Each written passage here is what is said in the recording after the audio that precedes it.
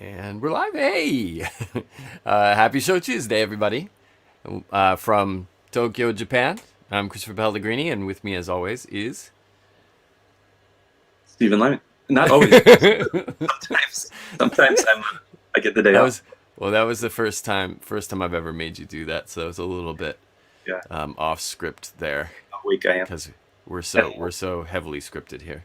had a late night conversation with our good friend Jamie Graves in New York, and kept me up later than I anticipated. What time do you go to bed? 3:30. 3:30. Yeah.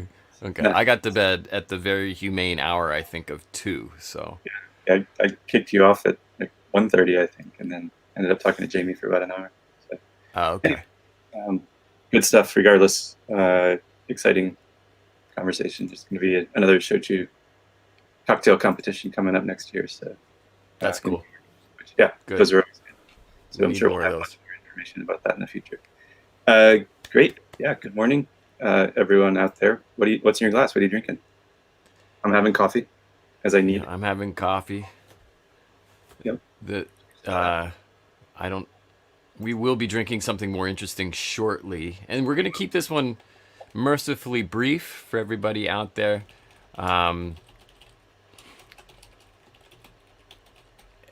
we have a couple of event related announcements, and then we're going to talk about the seasonality of shochu right now, which is near and dear to both Stevens and my heart.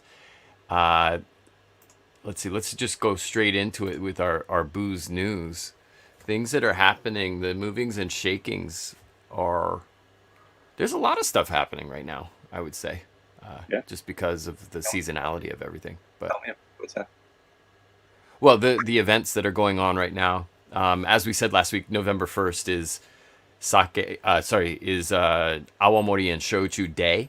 And Mhm. so there's a lot of online stuff that's being planned. I keep on seeing this one event that's being promoted by the Awamori Guild for November 1st, and it's going to be online for better or worse. It's funny too because we've just hit our stride in terms of a lull in all of the craziness, COVID wise. So it's like if somebody had just stuck to their guns, said no, we're going ahead with the November 1st event, it would have Yeah. been perfect timing. But nobody could have seen that. Right. Yeah. I mean, I was in a bar last night for the first time in months. Well, at least since I came Crazy back.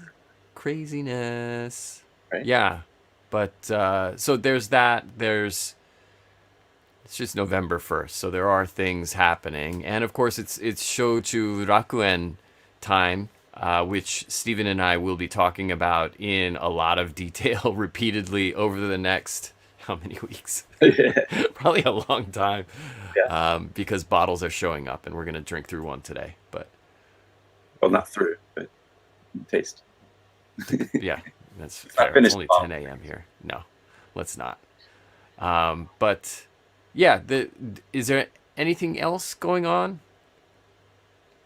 Not that I can remember. Quote question mark? No, not really. Okay, then that's good. We can move into the main event, which will then be accompanied by our bottle opening from Shochu Rakuen. But we want to talk a little bit about the seasons, and as you know, with seasons are so important to things that are made in Japan from agricultural products like shochu is, and it is what season, Stephen?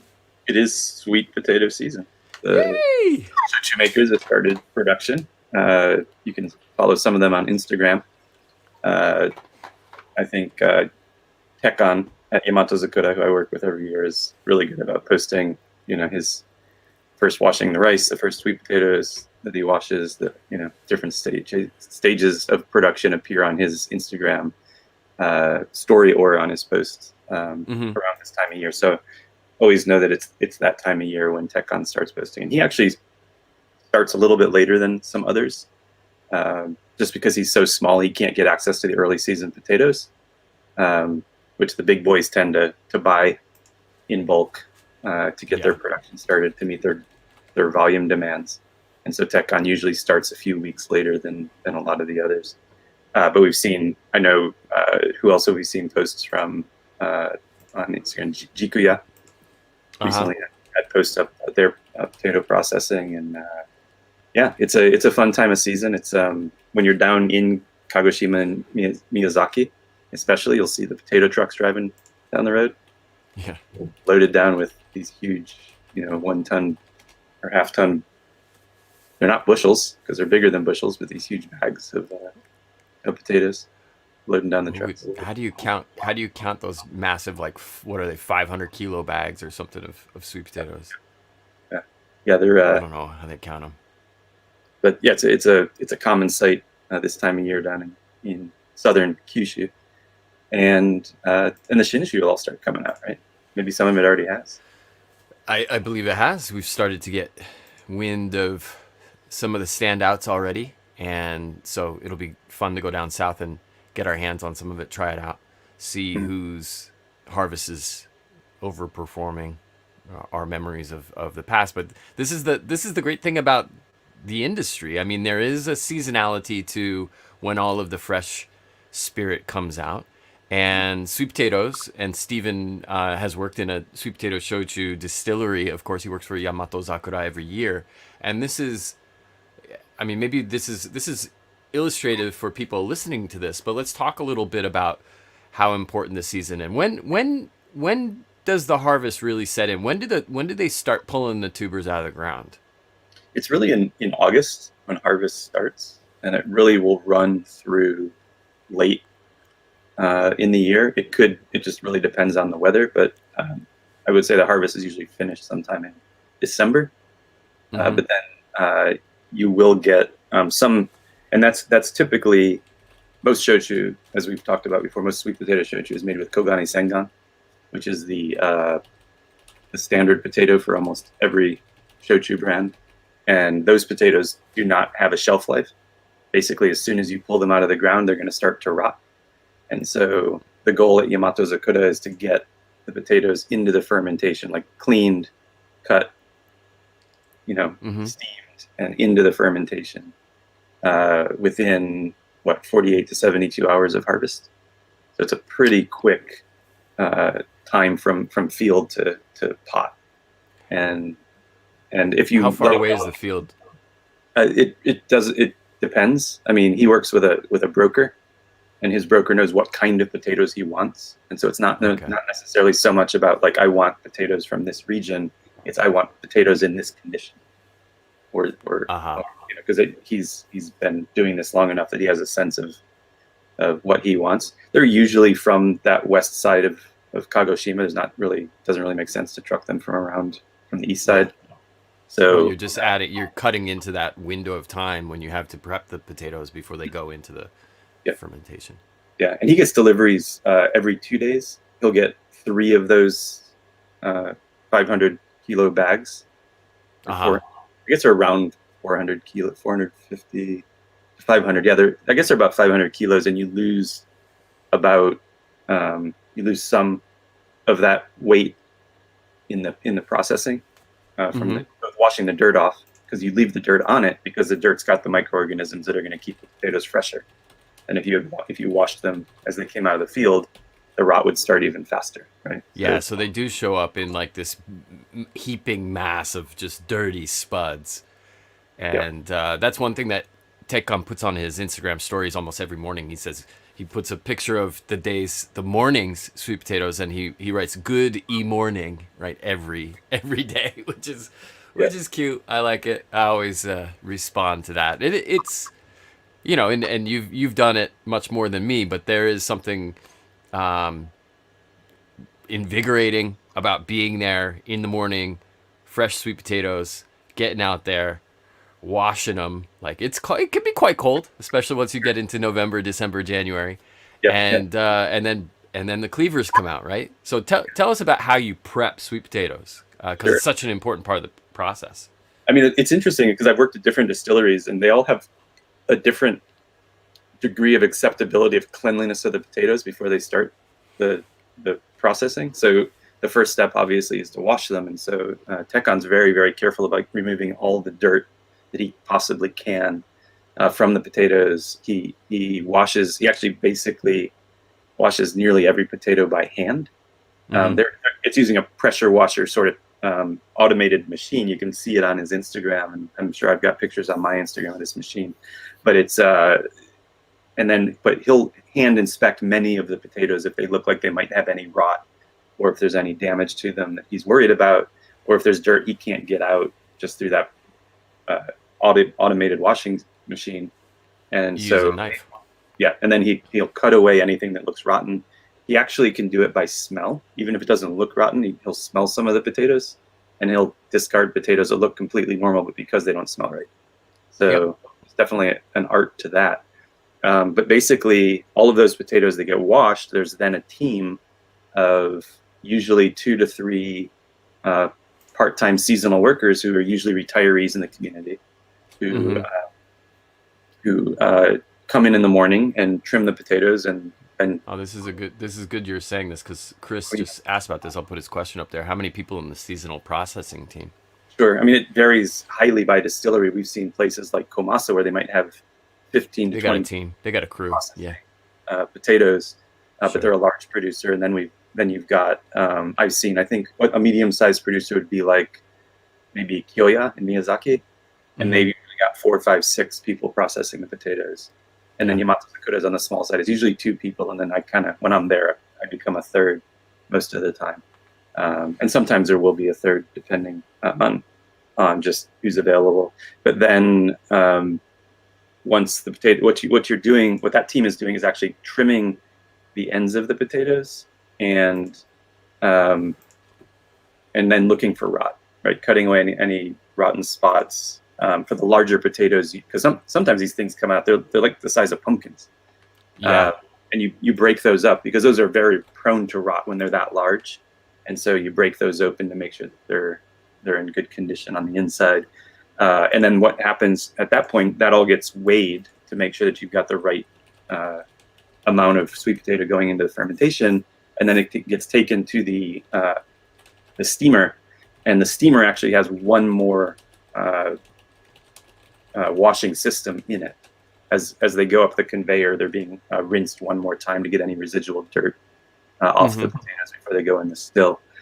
Not in the still, in the steamer. And then they're steamed. And then as they come out of the steamer, they're basically riced. They're like broken up, like it almost looks like a pasta press as they come out at the bottom of the steamer. And then that's got them granulated to some degree that they shredder. the shredder. Then they go into the first fermentation, the second fermentation, which is adding the first fermentation, which has been fermenting for about 6 days with rice, koji, water, yeast. Then you add more water and the sweet potatoes to that, and you've got your second or primary fermentation, main fermentation, so, what we call it. And that's sort of the process. And it's a satisfying part of the job, I think, getting those potatoes processed, because you start with this huge mound of dirty potatoes and they come out the other end. You work through it as a team. It's a battle of attrition. Yeah. You just try to keep up with the old ladies because they're ferocious with those cleavers. Yeah. And the one woman, she's actually now retired. She's I guess she's in her probably mid 70s at this point. She was a cook in a kitchen in the local hospital. And basically, when mandatory retirement hit at 65, she's like, "I'm going to go find another thing to do." And with her knife skills, she was perfect for the for the distillery. Absolutely. She was so fast. She'd go through about 3 of those baskets in the time it would take me to do one.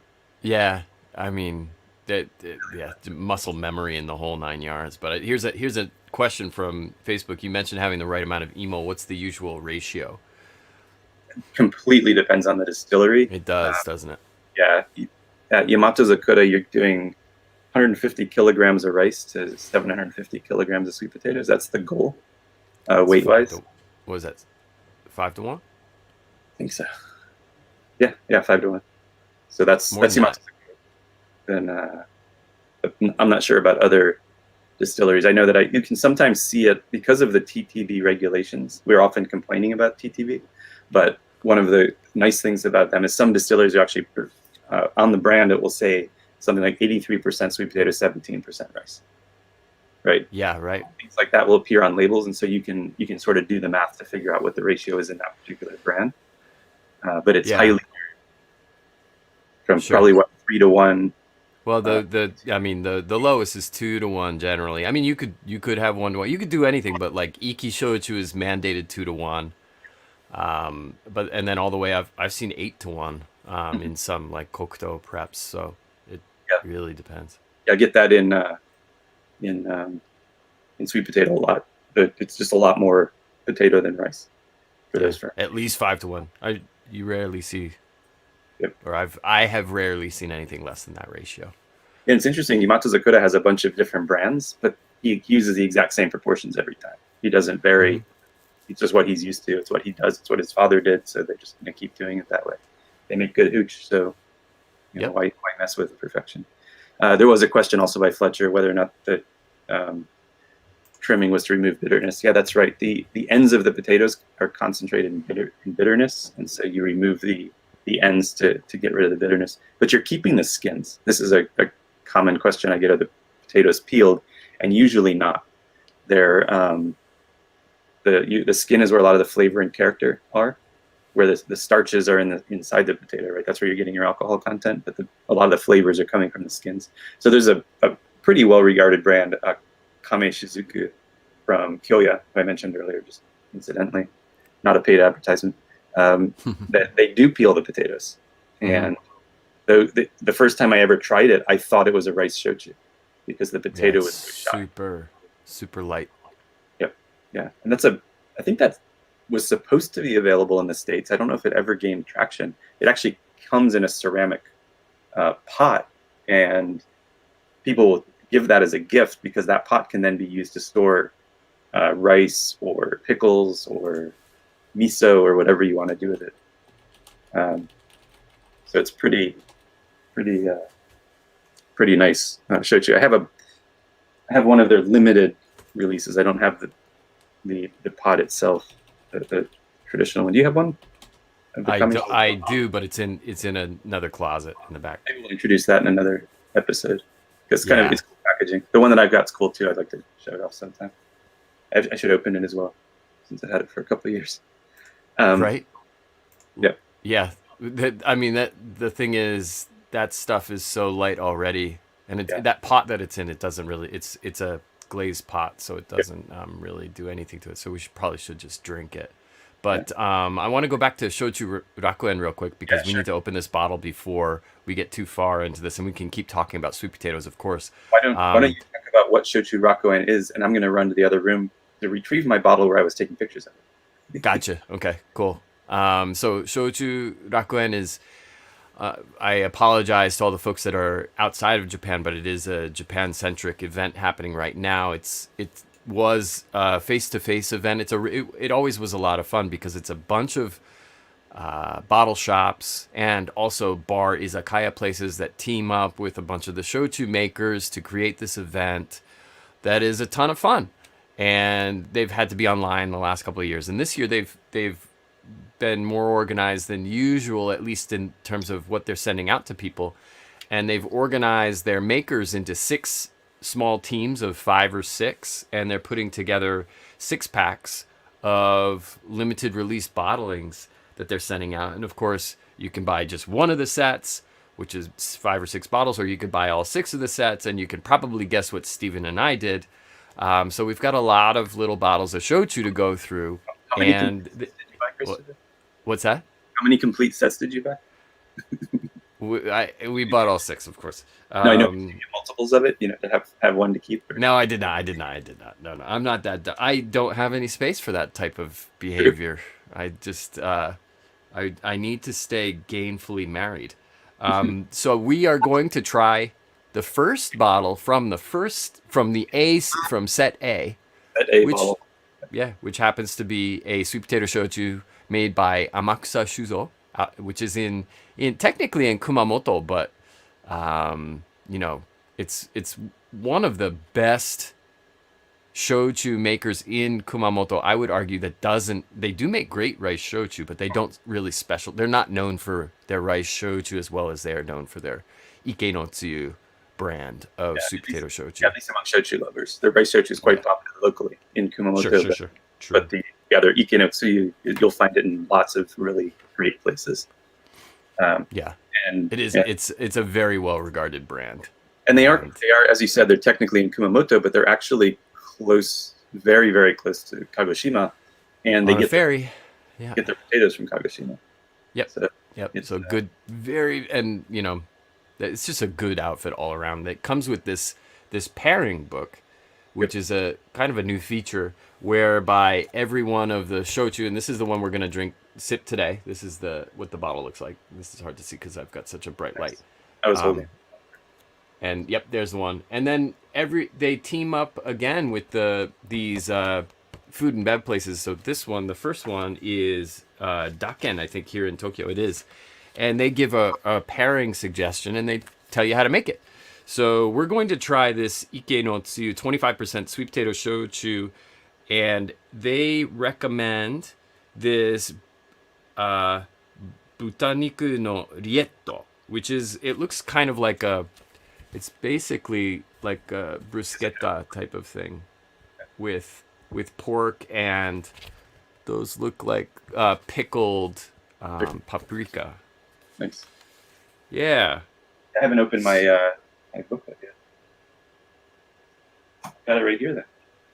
Yeah, so it's got butabara niku, and then of course salt, berugi, shallots. Okay, so tamanegi basically would work, and then red bell peppers, garlic, thyme, laurier, which I don't know how to translate, white wine, black pepper, again salt, and then rye bread is what they're calling for in terms of the bread base. But so that's what this is. That's what they recommend pairing this with, and they give you how instructions for how to make it. Yeah. Have you ever seen rye bread in the wild in Japan? You might see it in Tokyo. I do not see it here in Japan. Yeah, it does exist. And the really interesting thing about this particular expression, and this is going to be kind of a common refrain as we go through these one by one, is, did you check what type of koji it is? Check the back label. Oh, wow. It's mugi koji. It's a barley koji sweet potato. This is like a weird Tokyo Islands expression. That's a curveball, isn't it? It is. And I think there are a bunch of little curveballs in these boxes. That might be why it's being paired with bread.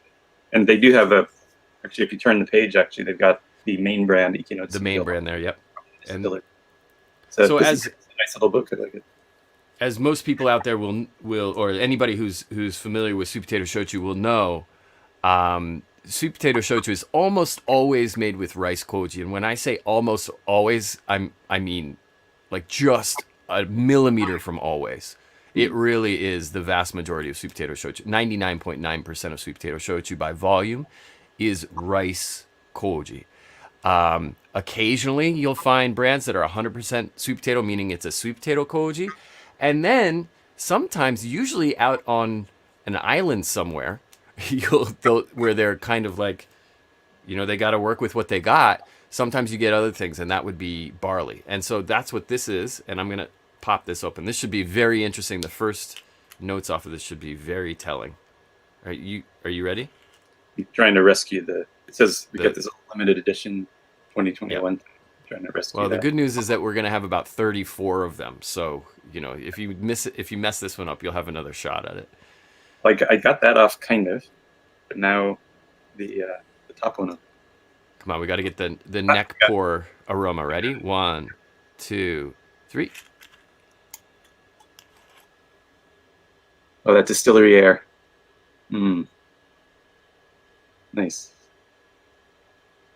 Oh, wow. There's a little bit of a... I mean, they always... Ike no Tsuyu is a very nice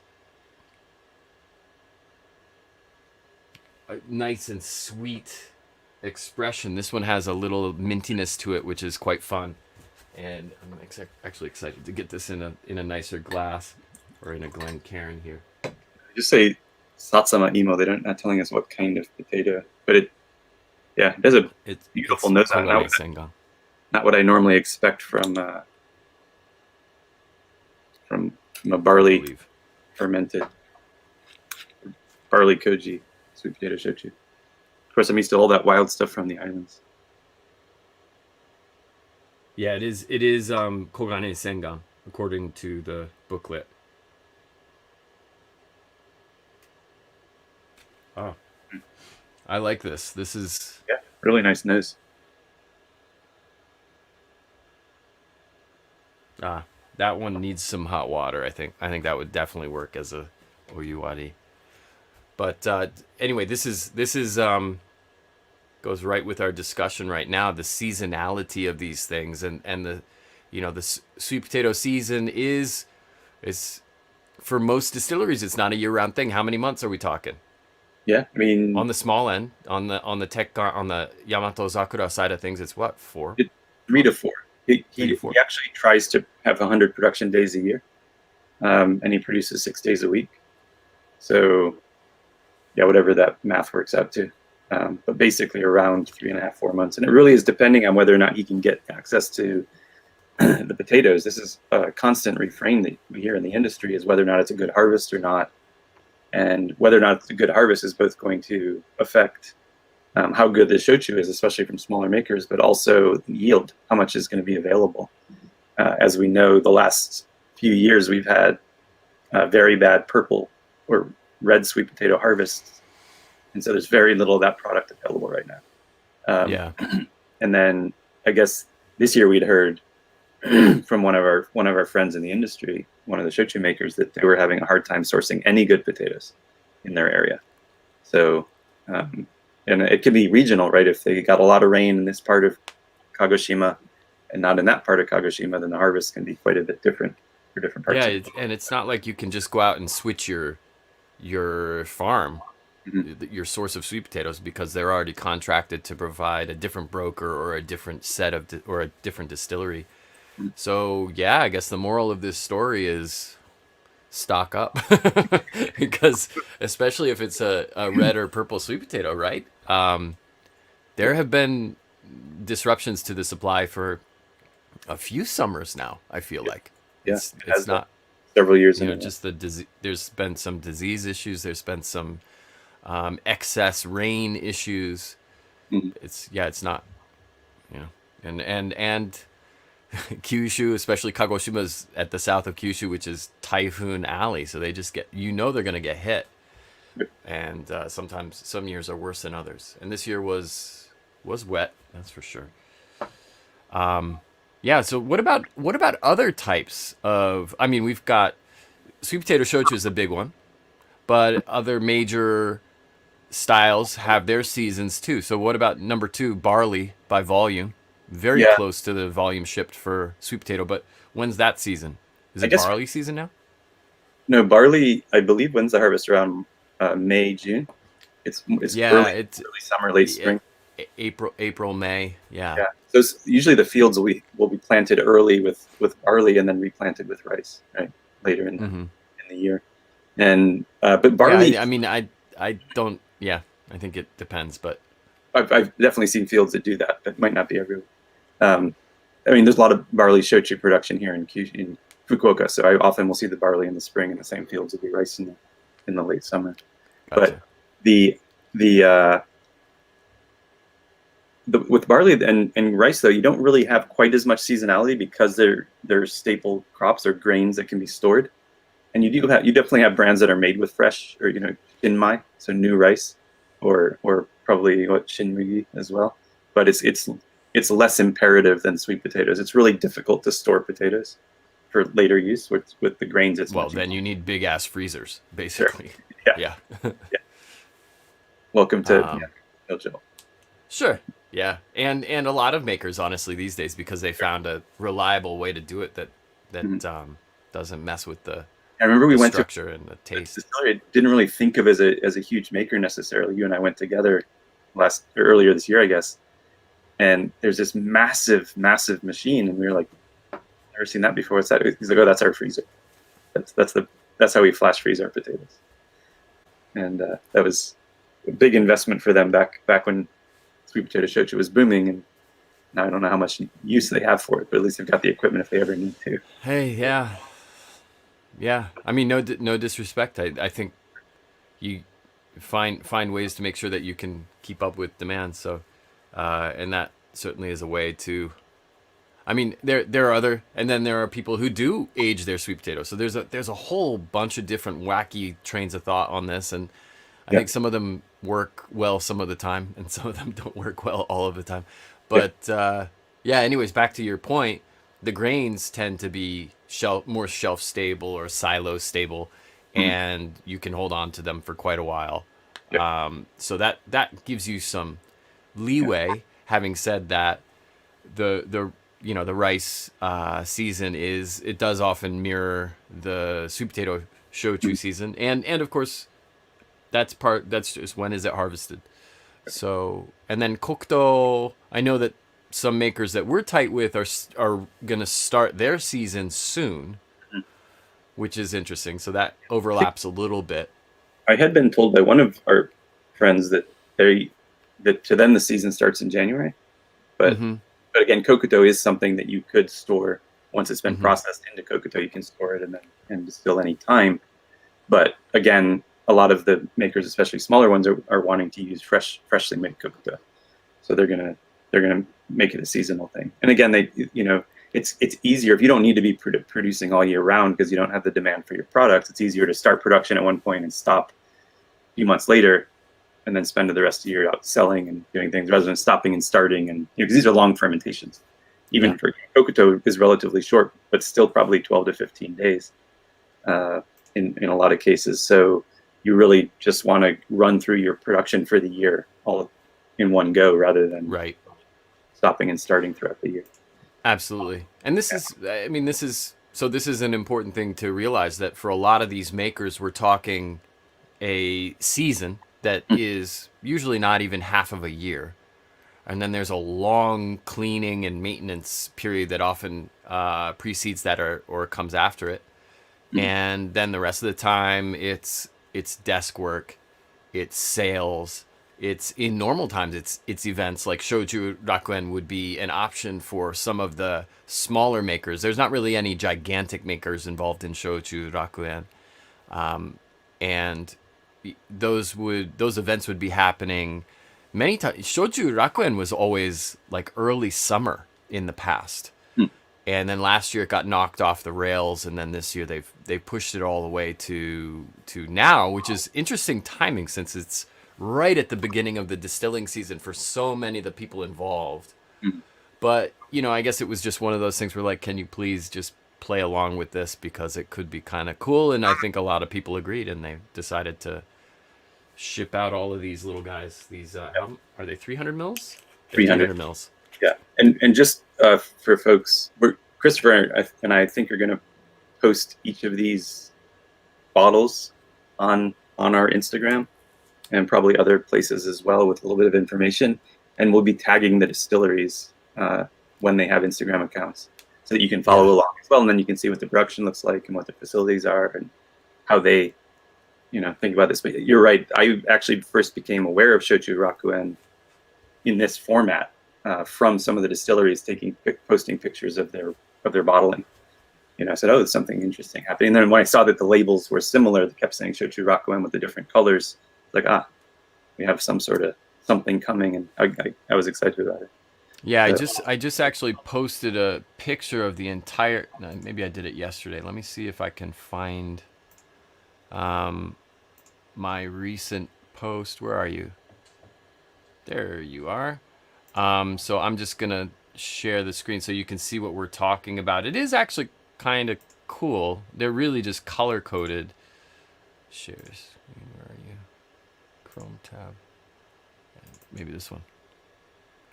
So this is, you can see my Twitter feed right now, and these 6 bottles lined up left to right. Unfortunately, on Twitter, very few of the shochu makers are on Twitter. So I was only able to tag 1 out of these 6 makers because Taikai Shuzo, who makes the third bottle from the left, is on there. I don't know how active they are, but it's pretty yeah, interesting. anyways. ABVs are running from 25, 26, 30, 35. So you got some variation even just in this first batch. There's a 28 in there too by Bungo Meijo. Their Barley show. That's an Oita maker. Okay. But yeah, So definitely check out what we're posting. You'll be able to, and then you can follow these makers, and they would be very satisfied to have more international reach if they saw that happening. And they are definitely trying to interact a bit more. So don't be afraid to comment and like, obviously. For sure. So just trying. We're at the 35-minute mark, so I figure we're gonna wind down here a little bit. The last section, as you guys know, we go into newly open. Steven, what's your newly open bottle? I have one this week. I actually opened something new. Shoot, my phones just went out. Can you say that again? I have one this week. Oh, you do have one. Okay. It's a big one. I'm drinking Yamaneko from well, it's Usuzuyama, which is Kuroki Honten, so the same distillery or same company, different distilleries, and yeah, it's good stuff. Sweet potato, your little cat, fun label. That Imported stuff's actually, just started coming to the States, so yeah, good Yeah, stuff. that's good. If you find Yamaneko on a shelf, get it. Absolutely. That's like, no, you are not made, you cannot go wrong. It's such a good bottle. I have a good bottle too. Nice. What do you got? Oh, Chaya, Satsuma Chaya. Yeah. Which is many people will know the 3Ms. We've talked about it before. The Murao, Mao, and Moriizo. This is made by the same distillery as Murao, and it's but a totally different pay grade. Basically, this is for the rest of us. Murao, which I have a bottle of right here, is several echelons in price above. It's not like completely cost prohibitive, but it's so limited that you just can't get it. So the secondary market is where it's normally available. This bottle you can usually get for like $30, at least up here in Tokyo. Sometimes you can get it for less. it's definitely And it's so good. it's really good. Yeah, Yeah. I had one of those last year. Hard to find still in Fukuoka. They, they don't make a ton of product. Yeah. And that's their more budget friendly label. Every time I see it it often gets overlooked too, because they're like, yeah, that I've seen that before. I see it everywhere when I'm down in Kagoshima.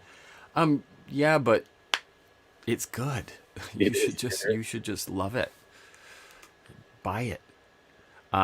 So yeah, that was a high quality recently opened. I think that's one of the best we've. Yeah, definitely a couple of nice bottles there. Cool. Yeah, and Maya just she's eagle-eyed. Was that a Chaya Shinshu? And the answer is yes. It is. It does have the sticker. It's the